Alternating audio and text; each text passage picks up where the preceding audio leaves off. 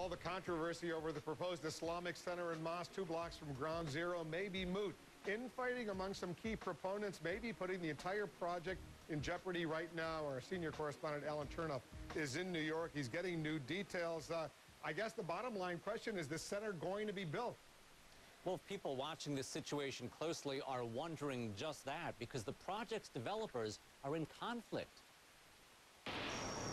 Veterans of real estate development in New York say there is so much conflict surrounding the planned Islamic Community Center near Ground Zero that developer Chernoff El-Gamal has his work cut out for him raising funds.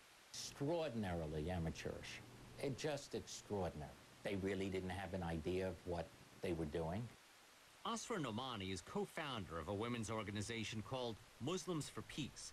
She says her group was approached by developer El-Gamal asking to use the nonprofit status of her organization to raise funds for his project called Park 51, which was still seeking its own nonprofit status. One of the developers in the project, Chernoff El-Gamal, wanted to use the 501c3 status of Muslims for Peace to raise funds for this Islamic center.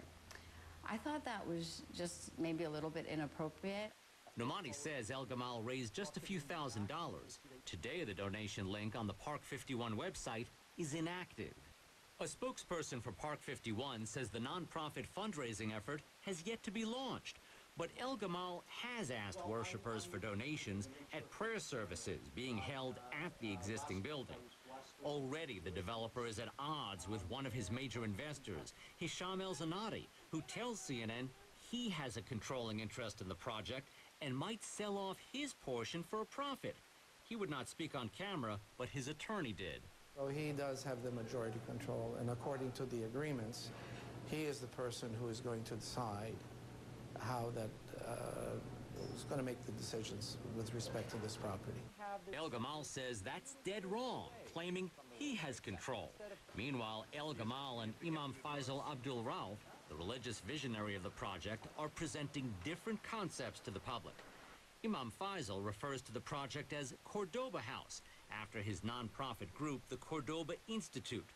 But the developer calls the project Park 51, saying Cordoba House is the mosque within the larger center.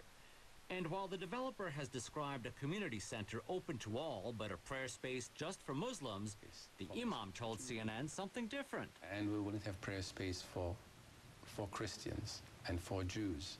There has even been conflict within the Muslim community.